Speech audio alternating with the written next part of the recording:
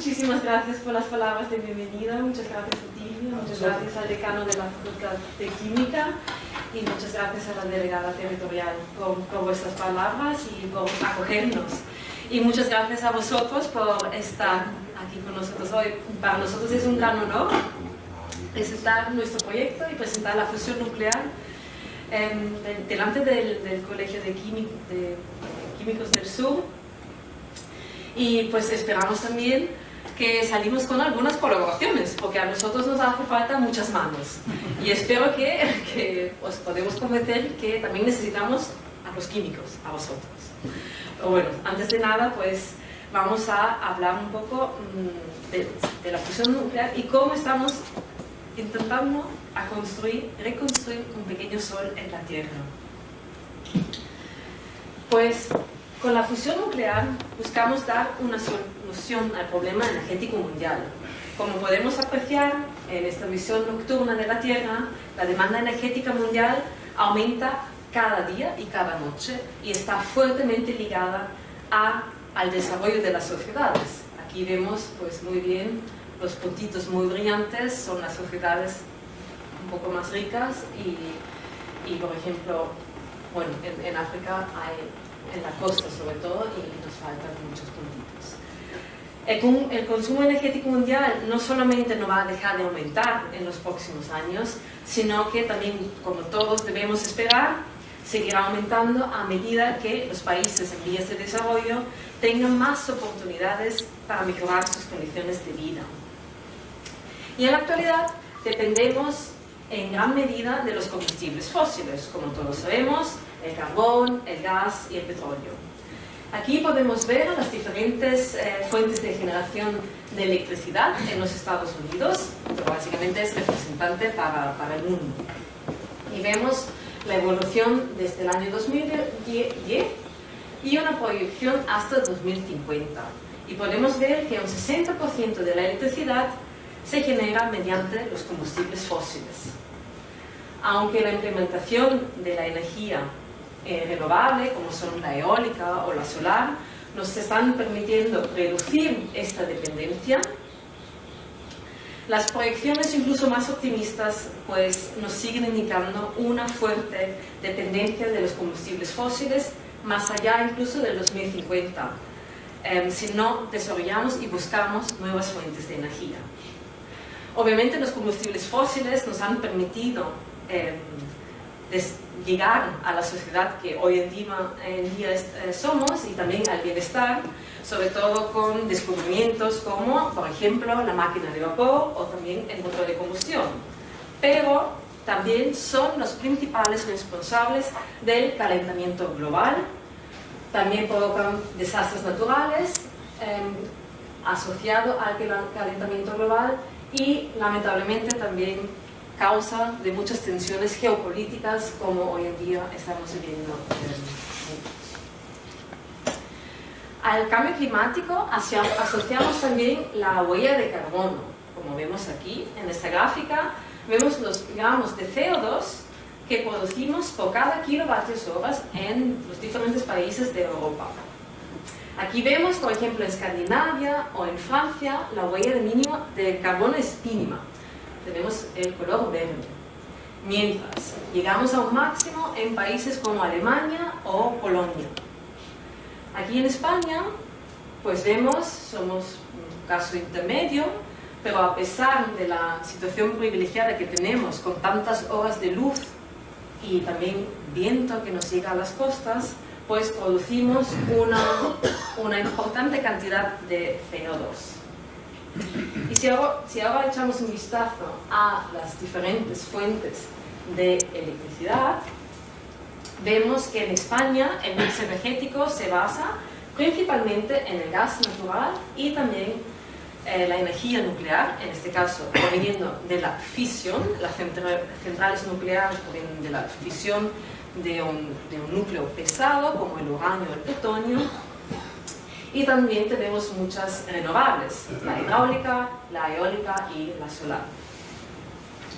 Sin embargo, también sabemos que las energías solar y la eólica pues dependen de las condiciones climáticas y también de la hora del día. Durante la noche no podemos producir energía solar.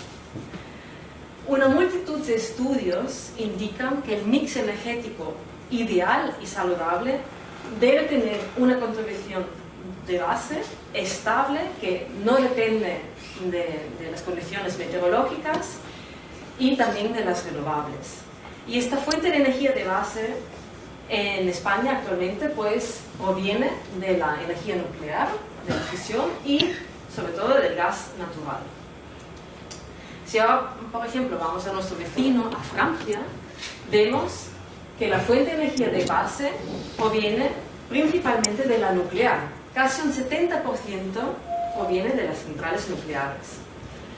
Entonces, si queremos luchar efectivamente contra el cambio climático, debemos desarrollar un mix energético que contiene esta energía de base sólida, que no depende de las condiciones meteorológicas y que incluye también las energías renovables.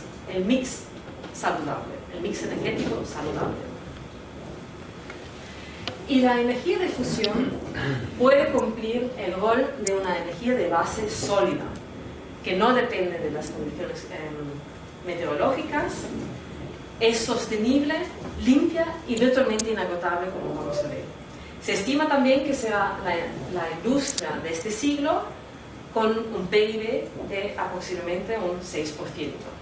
Y también vemos aquí, las proyecciones indican que en un tiempo de récord de 12 años, la fusión nuclear podría reemplazar los combustibles fósiles. Necesitamos fuentes de energía sostenibles que nos proporcionan una energía de base y que son limpias de emisiones de CO2, no solo para suprimir la dependencia energética de un solo país o de muy pocos países, sino también para cumplir con la demanda energética mundial, para ayudar a países en vías de desarrollo y avanzar hacia una sociedad más justa y también asegurar un futuro seguro para nuestras próximas generaciones. Si pensamos solo en nosotros, pues nosotros vamos a tener suficientes combustibles fósiles, pero si pensamos en nuestros hijos y nuestros nietos, pues ellos sí lo van a sufrir si nosotros no buscamos estas soluciones. Entonces, todos soñamos con una fuente de energía limpia e ilimitada. Y este sueño se puede cumplir con la fusión nuclear. La fusión nuclear es la fuente de energía de las estrellas y el motor del universo. El Sol es un perfecto ejemplo.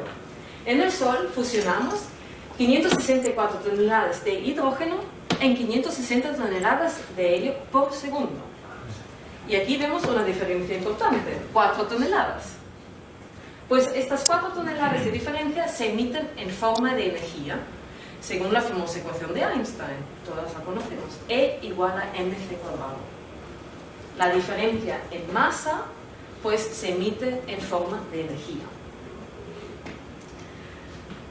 En la Tierra, para hacer la fusión posible, pues necesitamos primos hermanos del hidrógeno. Son dos isótopos, el deuterio y el tritio. Bueno, contienen, en este caso, en lugar de solo un protón como el hidrógeno, contienen un neutrón o 2 neutrones más, partículas sin carga. Entonces, cuando los fusionamos, creamos una nueva partícula, la partícula alfa, la partícula de helio, y emitimos también un neutrón, la partícula sin carga, y una enorme cantidad de energía, 17.6 megaelectronvoltios. Para los que igual no trabajan tanto con megaelectronvoltios en su día a día, pues si lo traducimos a unidades más cotidianas, si lo comparamos, por ejemplo, con los combustibles fósiles, pues con los átomos que quepan en una cucharada de café del fuego, 2.5 gramos de deuterio y tritio, podemos producir la misma cantidad si nos vamos al campo del Betis, que está aquí al lado, lo llenamos con carbón, con 28 toneladas de carbón y lo quemamos. La misma cantidad de energía. O también usamos muchas veces la comparación de un vaso de agua con los átomos de hidrógeno que quepan en un vaso de agua. podemos producir tanta energía que sería suficiente para una familia de 4 personas, pero no solo para un día, para toda su vida, para 80 años, con un simple vaso de agua, o los átomos que quepan en un vaso de agua. Así que por gramo podemos producir 10 elevado a la 7 veces más energía, y también vemos que tiene un enorme potencial. También decimos que es una fuente de energía totalmente inagotable, porque tenemos suficiente deuterio y tritio para hacer la fusión nuclear posible. El deuterio lo podemos sacar del agua del mar, y el tritio lo sacamos a partir del litio, que lo tenemos en la corteza terrestre, para nuestros casos, para nuestra aplicación, para miles de años, porque lo que nosotros necesitamos es una cantidad muy, muy pequeña, luego lo vemos. Así que la fusión nuclear tiene el potencial de cubrir la demanda energética mundial, porque tiene una muy, muy alta densidad de potencia. Si ahora vemos el consumo de la ciudad de Sevilla en el año 2023, pues consumió unos 3.000 gigavatios horas. Simplemente para tener en cuenta también los requerimientos espaciales que necesitamos. Si queremos cubrir esta demanda energética, por ejemplo, con los paneles solares, pues tendríamos que cubrir el centro de Sevilla entero para poder producir esta energía.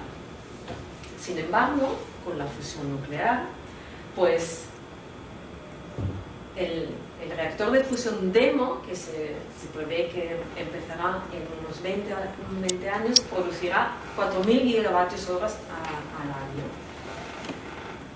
Y pues con una planta basada en fusión nuclear que cabría en una nave, por ejemplo, del puerto, como tenemos nosotros en el CIO 3A de la Universidad de Sevilla, podríamos cubrir las necesidades energéticas de la ciudad de Sevilla. Pero claro, ahora tenemos que ver cómo podemos hacerlo, y luego vemos también cuánto nos falta. Hemos ya hablado del Sol, y hemos hablado cómo hacer la fusión nuclear posible en la Tierra, usando el deuterio y el tritio, los primos hermanos del hidrógeno. Pero claro, el Sol tiene una condición muy extrema, la temperatura. Entonces, para hacer la fusión posible necesitamos temperaturas extremadamente altas, tan altas que llegamos al cuarto estado de la materia, que es el plasma. El plasma es simplemente un gas ionizado donde los electrones y los iones se pueden mover libremente. El decano de la Facultad de Química ha mencionado antes que os interesa sobre todo a los electrones. En este caso, pues son libres y se pueden mover libremente. Y para tener un plasma, pues en la Tierra necesitamos alcanzar incluso temperaturas más altas que en el Sol. ¿Por qué? En el Sol tenemos pues una masa muy alta y tenemos la gravedad. La gravedad puede confinar esta bola de plasma que lo llamamos el Sol. En la Tierra la gravitación es si la comparamos es mucho más pequeña, y tampoco podemos crear tanta masa. Entonces, ¿cómo lo hacemos? Aumentando la temperatura. Y para nuestros experimentos de fusión necesitamos alcanzar unos 100 millones de grados centígrados. En el núcleo del Sol llegamos a 15 millones de grados centígrados. El plasma realmente lo tenemos en nuestra naturaleza. El 99% del universo visible está compuesto de plasma. Y un ejemplo muy, muy bonito son, por ejemplo, las llamaradas solares, o también las auroras boreales en el norte de Europa. Se ven muy bien. Pues, entonces, ya hemos visto, necesitamos temperaturas extremadamente altas. En el Sol, ya he mencionado, con la gravitación, pues podemos confinar el plasma. En la Tierra, sin embargo, necesitamos buscar alternativas. Y en la Tierra, como el plasma se compone de partículas cargadas, podemos usar o campos magnéticos o láseres con una potencia súper alta. Y los láseres, a los mejor lo habéis escuchado en los últimos años, sobre todo en 2022 y 2023, se ha publicado mucho desde Estados Unidos porque han conseguido por primera vez producir más energía de la que se ha usado para crear el experimento en el Lawrence Livermore National Lab. Entonces, en este caso se ha usado el confinamiento inercial. El confinamiento inercial pues, se basa en usar láseres de enorme potencia para comprimir un pequeño pellet. Un pellet es simplemente una pequeña bolita que contiene el deuterio y el tritio, el fuel, y esta bolita no es más grande que una arena un granito de arena, perdón, un granito de arena de la playa, así de pequeño. Vale, entonces lo que hacemos es usar láseres de alta potencia y lo incidimos en este granito de arena. Los átomos en este granito pues imploden y se crea el plasma, y así se crean también los procesos de fusión.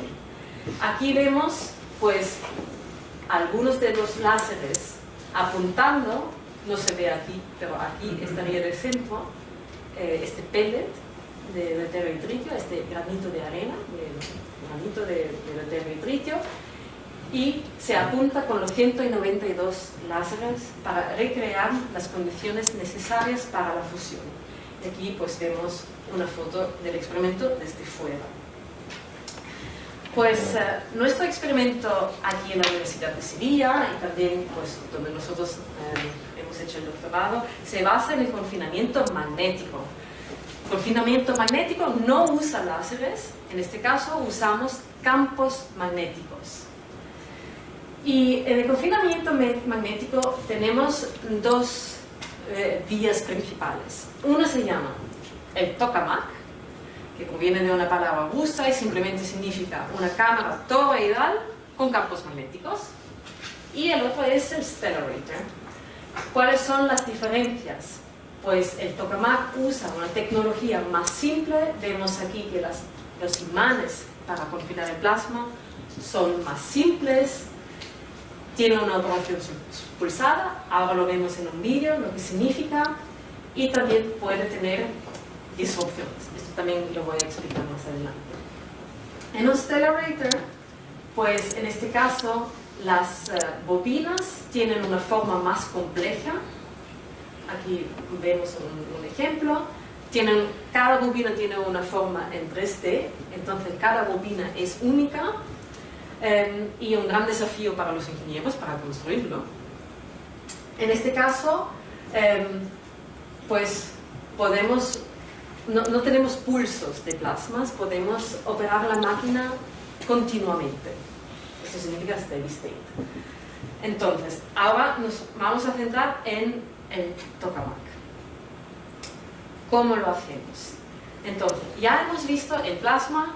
Consiste de un gas ionizado, consiste de electrones y iones que se pueden mover libremente. Y ahora, si funciona el vídeo, sí.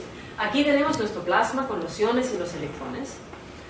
Lo encerramos dentro de una jaula magnética, en este caso un cilindro, y aquí vemos las bobinas, los imanes que producen el campo magnético, estas líneas, y lo que va a pasar es que los iones y los electrones se van girando en torno de las líneas del campo magnético. Están encerrados en el campo magnético.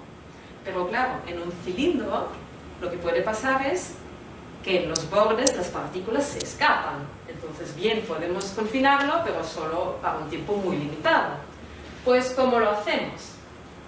Cerramos el cilindro en un circuito, en un toroide, y así tenemos la primera parte del tokamak. Para evitar pérdidas de partículas y de energía, lo que hacemos es crear una geometría especial mediante un solenoide, un transformador dentro, aquí en la mitad del círculo, del torus. Este solenoide pues, nos induce una corriente dentro del plasma.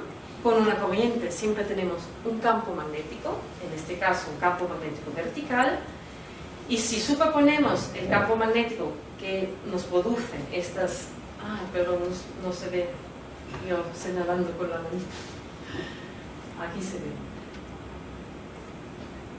Si superponemos el campo magnético vertical con el campo magnético toroidal que viene producido por estos imanes, pues tenemos esta geometría helicoidal del campo magnético, que es muy parecida a la geometría de, por ejemplo, un sacacorchos para abrir una botella de vino, ¿vale? Entonces, necesitamos esta geometría del campo magnético para tener un confinamiento bueno del plasma. Entonces, bien, usamos un tokamak para confinar el plasma. El plasma tiene unos 100 millones de grados centígrados. El plasma no puede tocar las paredes porque no hay ningún material en la Tierra que pueda aguantar estas temperaturas. Entonces, mediante los campos magnéticos, lo que hacemos es levitar el plasma dentro de la máquina para que no toque las paredes. Así lo que tenemos es una gradiente en temperatura muy alta entre el plasma y la pared. Y ahora vemos un ejemplo de un plasma. Aquí un experimento en Alemania. Y aquí tenemos el plasma entero, ¿vale? Aquí vemos la máquina y la parte más visible para nuestro ojo es la parte más fría. La parte más fría, que en este caso son unos 500, 600 grados centígrados. Y dentro de esta máquina, pues, producimos un vacío ultra alto para crear el plasma. Y también, pues, lo calentamos con sistemas microondas, muy parecida al microondas que tenemos en casa, o también con haces de partículas neutras que transfieren su energía mediante colisiones para obtener los 100 millones de grados centígrados dentro del plasma. Y aquí pues vemos el tokamak sin el plasma, en este caso el tokamak Asterix en Alemania, donde ambos hicimos el doctorado. Y sí, esa soy yo. Hace ya 14 años, lamentablemente, 2010, cuando empecé mi doctorado, y me llamó la secretaria de mi profesor diciéndome, Eleonora, tienes que bajar, tu supervisor te ha propuesto para hacer un proyecto especial del tokamak, y resulta, pues, unas fotos un poco más artísticas. Invitaron a un fotógrafo y sacaron algunas fotos, y os recomiendo también, si ponéis Asterix con panorama, os sale también un tour virtual en 3D que os podéis poner y se ve bastante bonito.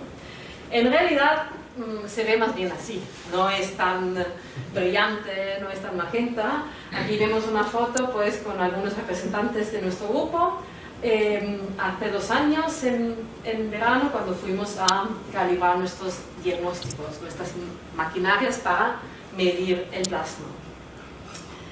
Y bueno, en la actualidad, ¿dónde estamos con el confinamiento magnético?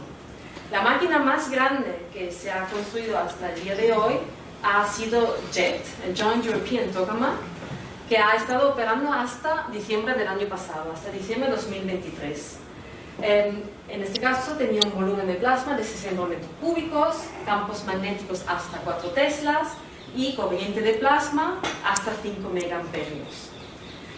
Y el JET, pues, ha batido récord en fusión ya en el año 97. En 97, pues, hicieron, porque yo tenía, pues, 9 años, hicieron una campaña con deuterio y tritio para ver cómo se comporta un plasma con deuterio y tritio, porque hoy en día, para no gastar el tritio y el litio, usamos deuterio y deuterio, o solamente hidrógeno, ¿vale? Entonces, las campañas de deuterio y tritio son muy especiales. Y en 97 se hizo la primera en JET y se produjo 16 megavatios de potencia de fusión con una potencia de entrada de 24 megavatios. Lo que implica que el factor de ganancia, cuánto producimos comparado con cuánto hemos gastado, ha salido en 0,65, o sea, 70% hemos producido. Aún no hemos, pues, superado el 1.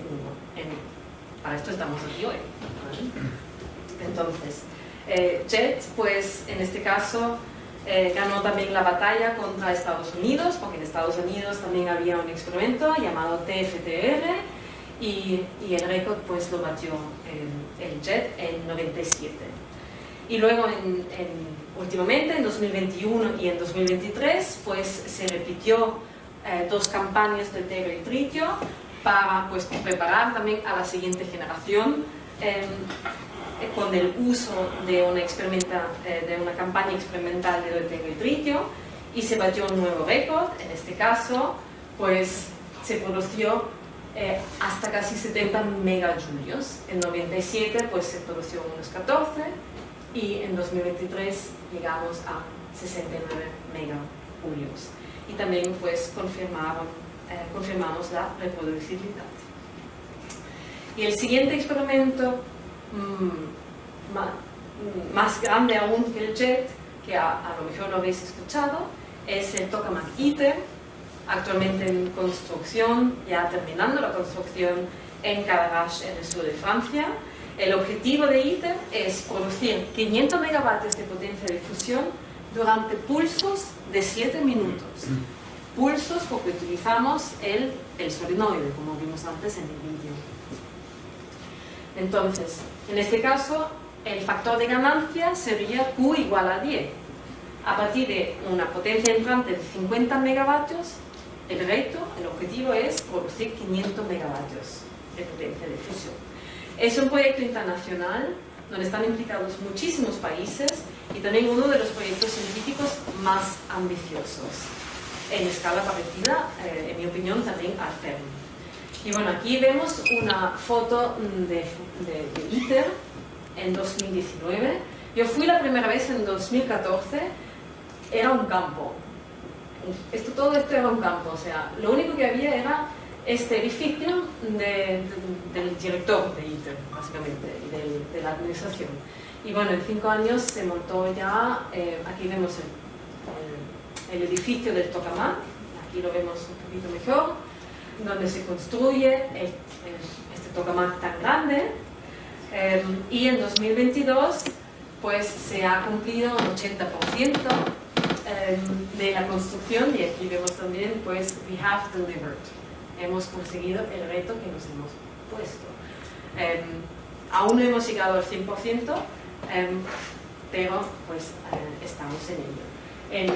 Y aquí una foto, la más reciente que he encontrado, y se prevé pues el primer plasma para finales de esta década, para 2029, ¿vale? Porque aún faltan algunos componentes. Y si vemos un poco las dimensiones de ITER, aquí vemos una foto de la bobina más pequeña que se va a utilizar.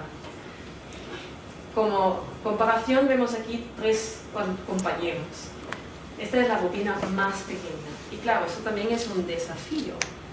Porque si vamos a los imanes, las bobinas toroidales son enormes. Y también dan lugar a, pues, si a alguien le gusta escalar, pues también se puede hacer. Aquí un compañero pues está comprobando todas las conexiones de esta bobina. Y si le hacemos un zoom, pues aquí se ve la bobina ya montada en lo que sería el hall del Tokamak. Es un desafío tanto para la tecnología como para la humanidad. Y bueno, las componentes de ITER, como no solo se construyen en Francia, sino en muchos países, como por ejemplo en Japón, el solenoide se ha construido en Japón, pues también hay que transportarlo hasta Francia. Y pues en Francia pues han tenido que incluso cambiar carreteras para que estas componentes tan grandes hayan podido llegar. Y bueno, con los desafíos tecnológicos va a seguir mi compañero Manuel García. Ok, pues me toca a mí. Muchas gracias a todos por la invitación. A ver, los desafíos tecnológicos, la fusión de hecho es un campo multidisciplinar en el que no hay solo físicos, como podéis imaginar. Hay muchísimos ingenieros, matemáticos, químicos, tenemos de todo y de hecho creo que está reconocido que uno de los principales retos que hay en la fusión son los materiales. Y ahí creo que hay un nexo importantísimo tanto entre la física, la química y otras disciplinas, ¿no? Si enumeramos aquí, pues hemos intentado poner los retos tecnológicos más importantes, ¿no? Pueden ser pues las bobinas que son superconductoras. De hecho, ITER se inició con el descubrimiento, la aplicación de los materiales superconductores. En ese caso era pues de baja temperatura. Ahora se han descubierto o se ha conseguido aplicar ya los superconductores de alta temperatura, pero seguimos estando bastante bajos, ¿no? Lo que pasa es que esas materiales de alta temperatura, superconductores de alta temperatura, pues consiguen alcanzar campos magnéticos más altos, con lo que conseguimos reducir el tamaño del reactor, ¿no? Otros retos pues son sistemas de control. Evidentemente un reactor nuclear necesita un sistema de control en remoto. La fusión sigue siendo nuclear, es fusión nuclear, y ahí pues no podemos estar tampoco muy cerca del reactor. Materiales de la pared, como acabo de decir, y los otros materiales, o sea, tenemos los materiales que tienen que aguantar el contacto, la cercanía del plasma a 100 millones de grados, pero también tenemos que aguantar los neutrones. Nosotros, el Lorentz funciona de maravilla para las partículas cargadas, pero claro, el 80% de la energía que se libera en una reacción de fusión se la lleva el neutrón. Y ese señor doesn't care about the magnetic fields. Va para adelante, atraviesa los campos magnéticos y llega a la pared. Llega a la pared y atraviesa la pared. El neutrón no tiene misericordia ninguna. Claro, ahí necesitamos desarrollar materiales que consigan también resistir ese flujo de neutrones. Resistir y aprovecharlos. Bueno, pues que la forma que tenemos en realidad de sacar energía de fusión o electricidad de un reactor de fusión es básicamente utilizando el neutrón. O sea, lo que hacemos es poner, al final, ahora lo vamos a ver en otra figurita, pero el core, el centro del reactor de fusión, es lo que es una tecnología que está en vías de desarrollo, pero a partir de ahí, lo demás es aburridísimo. Es simplemente turbinas, es calentar agua y poner la cafetera a funcionar. Claro, esos materiales son quizás algo más complicados. Y para eso pues tenemos diversas infraestructuras en el mundo, y una de ellas aquí en Andalucía, con un importante también impulso de la Junta, que es IGNIFTONES, ¿no? Donde se van a cualificar los materiales que se van a utilizar después en el reactor de fusión comercial. Necesitamos los diferentes expertos en materiales que desarrollen esos materiales que después podamos cualificar en estas infraestructuras, donde se van a conseguir esos flujos de neutrones que sean comparables a los de un reactor de fusión. Claro, es la única forma que tenemos de poder validarlo. Estamos hablando de un reactor de fusión comercial. No va a haber ningún regulador nacional, internacional, que valide unos componentes para un reactor nuclear si no se han validado antes, testeado localmente, ¿no? Bueno, aquí tenemos los desafíos para los materiales, como estaba diciendo, ¿no? Tenemos nuestro plasma, vamos a tener la primera pared, vamos a tener el blanket donde hay que producir el tritio. Hemos dicho el tritio, hablamos del tritio alegremente, pero el tritio no existe en la naturaleza, no existe. No, hay poquísimo y no es de hecho es que tiene un periodo de caimiento de 10 añitos, desaparece, ¿no? O sea, nosotros tenemos que producir el tritio que los reactores de fusión van a consumir. Claro, pero los reactores de fusión están diseñados para producir el tritio que necesitan. Se produce a través del litio. Claro, podemos pensar, bueno, pero es que el litio, entonces nos metemos de Guatemala a Guatepeor, pero el litio es un lío ahora mismo también importantísimo. Claro, lo que pasa es que la cantidad de combustible, como ha dicho Eli, la cantidad de combustible por la densidad de potencia que se libera, que hay en los reactores de fusión, si consideramos un volumen como ese de aquí, que fuera el del reactor de fusión, la cantidad de átomos que tendríamos en ese volumen no sería más que los átomos de una pestaña. Y con ese reactor de fusión conseguiríamos producir energía suficiente, pues quizás con este volumen no para Sevilla, pero casi. O sea, es que la densidad es bajísima. Pero claro, para conseguir fusionar esos tres átomos que tenemos, esos tres núcleos que tenemos por aquí, para que se encuentren entre ellos, la probabilidad es ínfima. Bueno, pues por eso tenemos que aumentar la temperatura una barbaridad, para que se mueva muchísimo y la probabilidad de que colisionen sea un poquitín más alta, ¿no? Bueno, ese es uno de los yo creo que está el first wall y el blanket, o sea, los materiales que tienen que ver el plasma. De hecho, ahí las reacciones o los electrones son probablemente una pista clave, porque lo que ha enseñado Eli antes de ese plasma iluminado es la parte más fría, y es ahí lo que se producen son excitaciones moleculares y excitaciones atómicas, ¿no?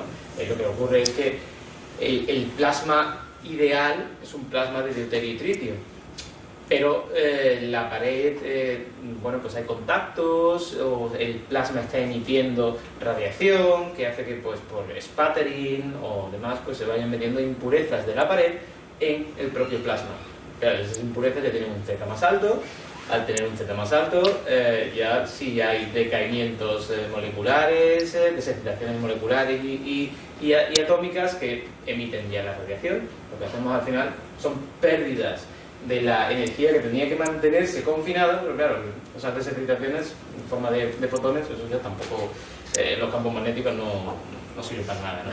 Bueno, tenemos el blanket, que tiene que producir el tritio, un punto importantísimo, y uno de los retos también más importantes que tiene todavía la fusión. De hecho, es probablemente el mayor que hay, porque no se ha podido probar todavía, hasta que no tengamos un reactor con un blanket de un tritium breeder, ¿no?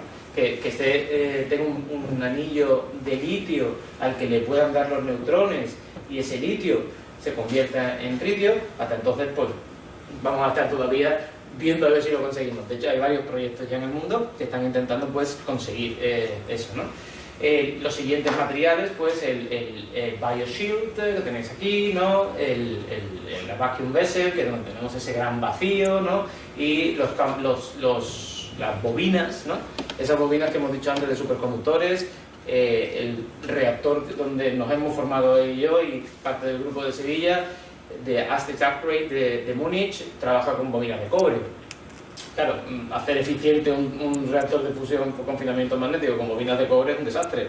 El cobre tiene unas pérdidas resistivas brutales, ¿no? Claro, en cuanto conseguimos aplicar los superconductores, pérdida cero, conseguir la ganancia neta de energía es bastante más asequible. Claro, ahora con los superconductores de alta temperatura, la temperatura sube un poquitín, tampoco mucho, llegamos a 20 Kelvin, pero bueno, eso es un enorme paso. Conseguimos que la ganancia sea todavía mayor y acercarnos a la Q mayor que 1, ¿no? A la producción neta de energía, ¿no? ¿Qué forma tiene al final? Bueno, pues como he dicho, estamos hablando de el core sería el reactor de fusión, el pequeño sol en la Tierra, que estaría produciendo los neutrones que golpearían la pared, y esa pared estaría llena de lazos de agua, de CO2 supercrítico, depende del diseño del que estamos hablando, y de lazos de litio. El litio para producir el tritio, el propio combustible, y el agua, el CO2 para producir, bueno, pues al final las turbinas, y esas turbinas, pues ya todo lo demás, relativamente aburrido. Aburrido tampoco, pero tiene sus retos, ¿no? Bien, habéis comentado antes que bueno, pues el hidrógeno, la fusión, se veía hace muchos años como una quimera, como algo... la fusión, bueno, pues sí, en los próximos 20 años se conseguirá, pero eso es la constante del universo. Otra de las constantes del universo, que la fusión será en los próximos 30 años, ¿no? Bien, desde entonces, ¿no? Hemos hecho muchísimos avances, y el hidrógeno es evidente y ya está palpable. La fusión, pues todavía tenemos que avanzar un poquitín más, pero a esa pregunta de cuándo y cómo se ha podido avanzar en los últimos años, nosotros solemos presentar una figurita que quizás pueda ser un poco complicada, pero la simplificamos rápido. En el eje Y tenemos la potencia de fusión producida y en el eje X los años.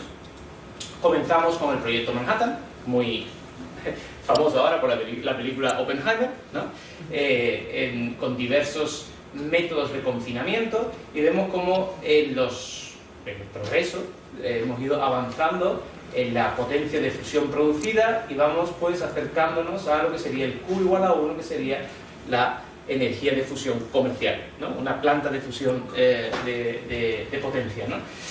El método más avanzado es el de confinamiento magnético, y lo veis cómo crece muchísimo, y de hecho cuando crece menos es porque no hay máquinas nuevas, porque no se han construido y puesto en operación máquinas nuevas. Pero aquí tenéis Spark o ITER, que lo ha presentado ya Eli, como uno de los proyectos claves que debe demostrar ya la viabilidad tecnológica, ¿no? Claro, ITER ha presentado Eli, un proyecto enorme, mastodóntico, que tiene también sus complicaciones logísticas, estratégicas y conflictos también entre países, ¿no? Ahí ha surgido ahora pues Estados Unidos, siempre, con superconductores de alta temperatura, un nuevo descubrimiento, y ha hecho que puedan reducir el tamaño de ese reactor una barbaridad.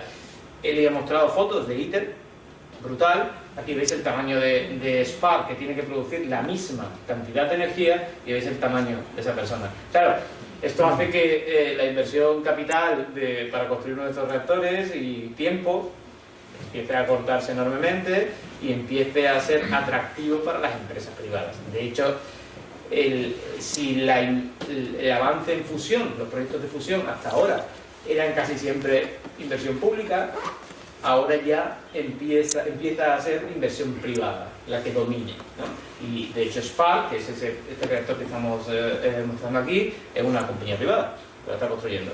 Es una spin-off del MIT, lo está construyendo en Boston, CFS, pero es una compañía privada, ¿no? ¿Qué ha sido el detonante para que estas compañías privadas de pronto empiecen a interesarse por la fusión? Pues los superconductores de alta temperatura que acabo de mencionar, ¿no? Eso hace que los reactores puedan ser pues prácticamente 20 veces más pequeños. Aquí tenéis ITER, aquí tenéis Spark. 20 veces más pequeño es básicamente el coste va con el volumen de la máquina. Pues si es 20 veces más pequeño, ya podéis imaginar que reducimos el coste de la máquina y todas las complicaciones que vienen alrededor de esto, ¿no? Conseguimos hacerlos más compactos, más económicos y más rápidos. De hecho, bueno, pues como estaba diciendo, han conseguido atraer en muy poco tiempo pues más de 2.000 millones de dólares para la construcción de la máquina, ¿no? ¿Qué hacemos en Sevilla? Bueno, pues en Sevilla estamos intentando darle una vuelta un poquito más y hacerlo todavía más compacto. Entonces, la estrategia Fusion to Grid que estamos desarrollando aquí en Sevilla, pero evidentemente esto no se desarrolla solamente en un instituto, en un laboratorio, en un departamento, en un grupo, sino en colaboración con muchísimas instituciones del mundo, intentamos desarrollar el reactor de fusión más compacto y económico posible. ¿Qué hacemos ahí? Bueno, pues utilizamos tecnologías que estaban ya descubiertas, desarrolladas, que estaban funcionando, por ejemplo, superconductores de alta temperatura. Utilizamos varias tecnologías que estaban funcionando bien por separado. Una día se nos ocurrió, bueno, ¿y qué pasa si ponemos este junto con este? Después de mucho ensayo y error, lógicamente, de eso no viene un día que después te levantas y te sale, pero después de muchas dándole vueltas, conseguimos, bueno, igual funciona. Conseguimos pues tokamak esférico. Creo que él ya ha dicho, él ha presentado lo que es un tokamak, un Stellarator. ¿Qué es un tokamak esférico? Pues nos permite hacer reactores mucho más compactos y eficientes. ¿Cuál es la diferencia? Bueno, pues un tokamak convencional tendría una forma tal y como esta. Ya lo ha presentado también él. ITER es un tokamak convencional, grande, pero muy bien establecido, testeado, probado, funciona. Tu diseño es un tokamak, lo echas a andar y funciona seguro. Llevan funcionando muchísimos años. El problema es que es enorme y que tiene pues unos costes capitales y de inversiones en tiempo enormes, ¿no? Bueno, ¿qué pasa con los tokamak esféricos? Que es lo que desarrollamos aquí en Sevilla. Bueno, pues tiene una forma así un poquitín más, no de donut, sino de manzana, ¿no? son más compactos y más eficientes. O sea, consiguen alcanzar presiones dentro del plasma más altas, densidades más altas, por lo que esa probabilidad de que se encuentren las partículas que estaban dando vuelta por ahí es más alta, ¿no?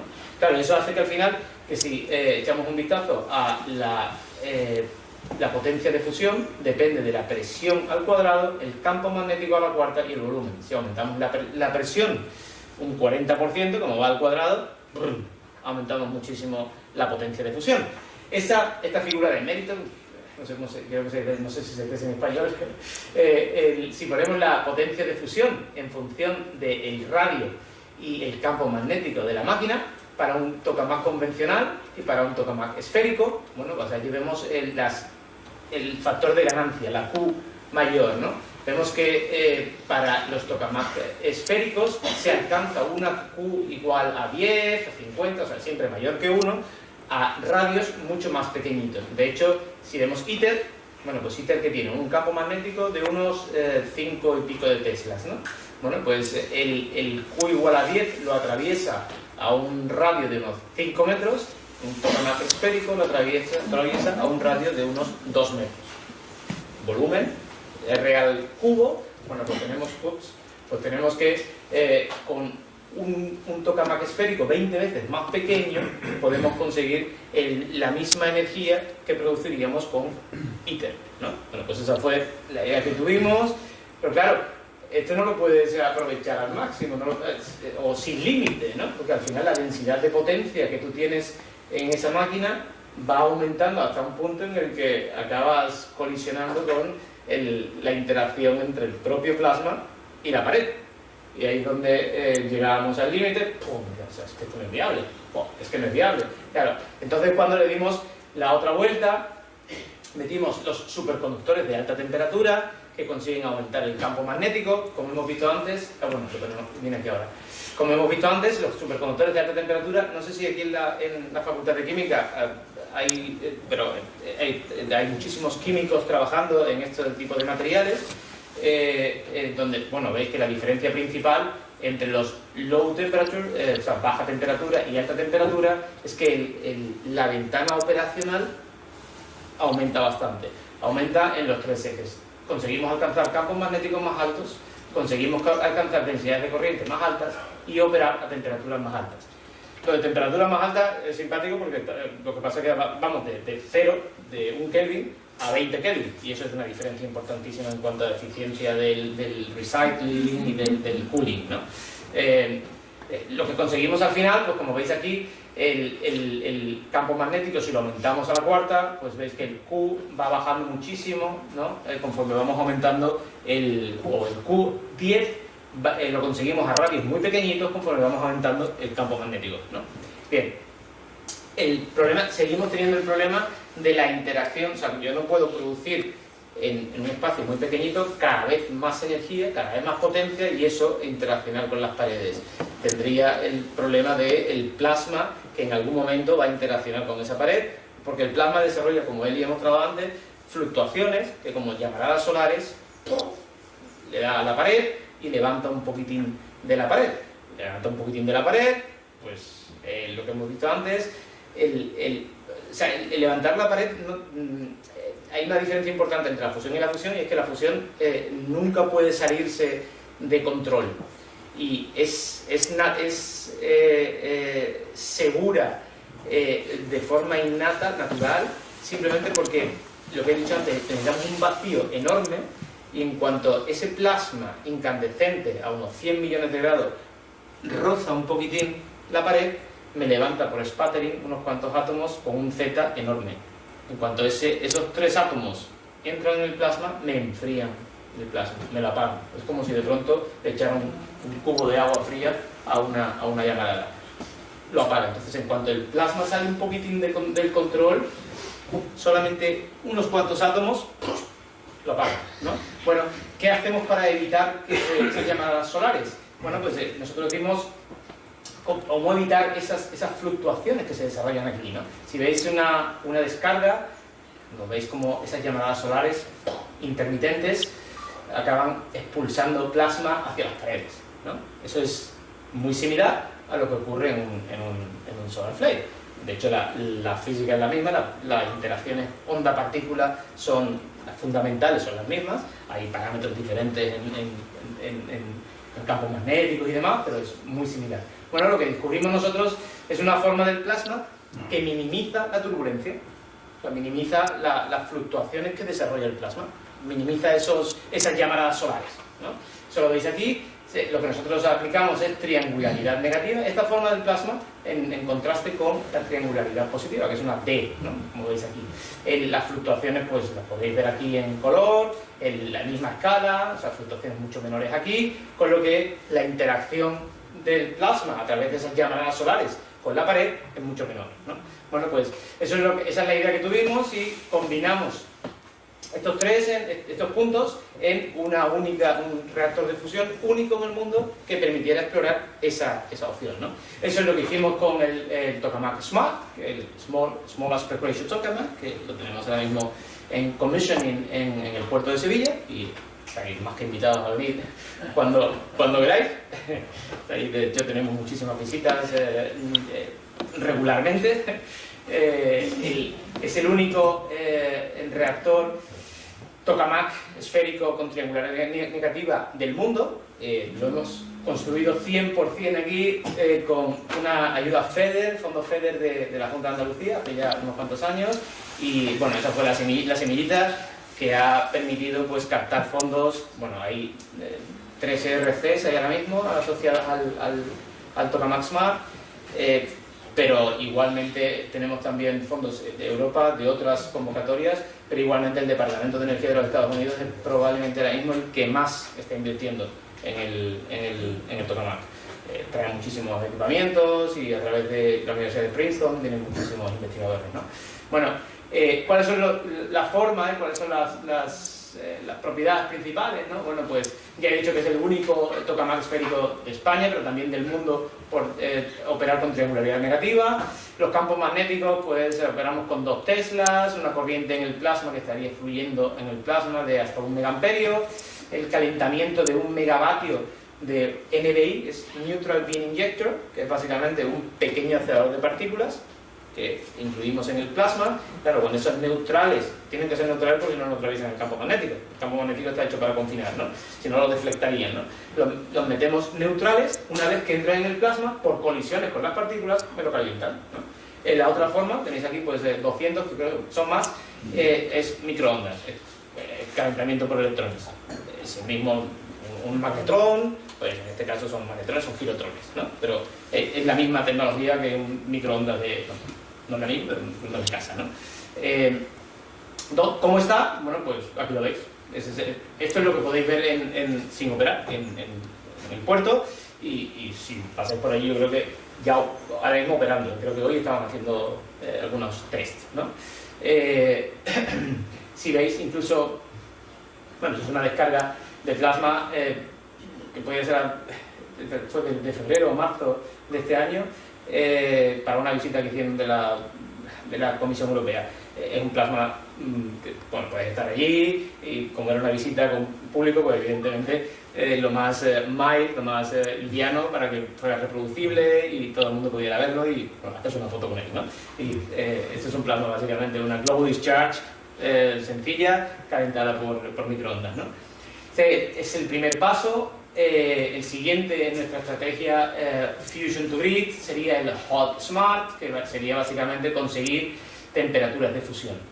Tenemos pues en el horizonte, gracias al, como he dicho, al aporte pues tanto de la Junta, de los fondos FEDER, del Ministerio, también de varias instituciones en Europa que están contribuyendo, y por ejemplo el NBI, el sistema de calentamiento, nos llega a final de año, quizás a principio del año que viene, por papeleos, ¿no?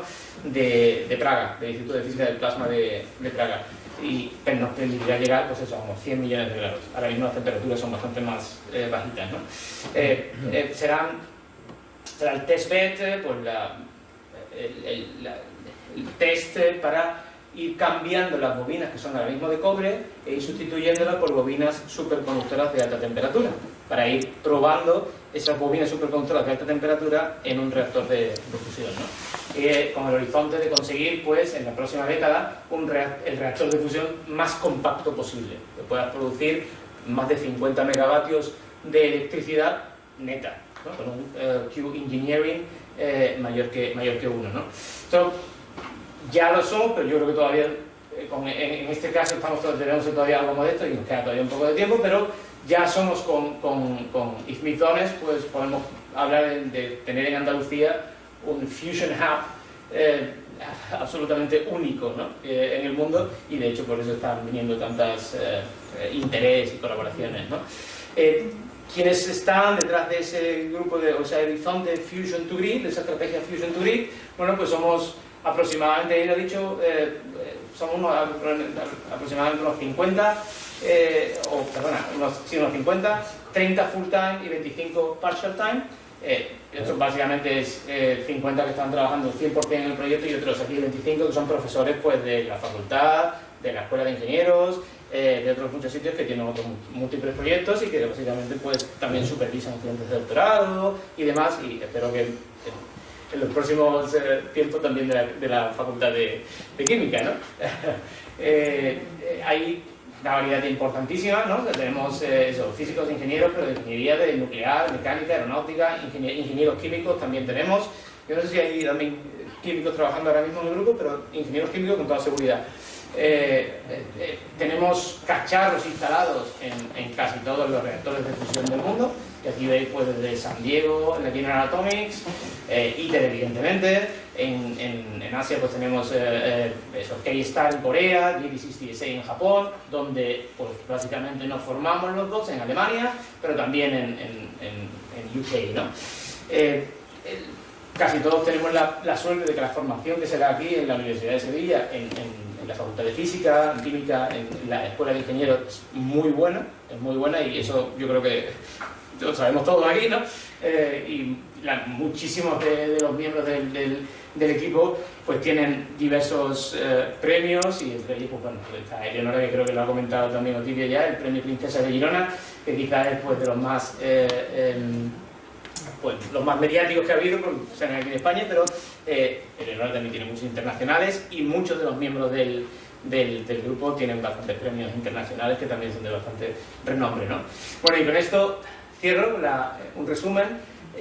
Bueno, aquí tenemos Smart, tokamak esférico compacto. Nos está dando ya la formación de la próxima generación de físicos, ingenieros, tenemos también químicos, ¿no?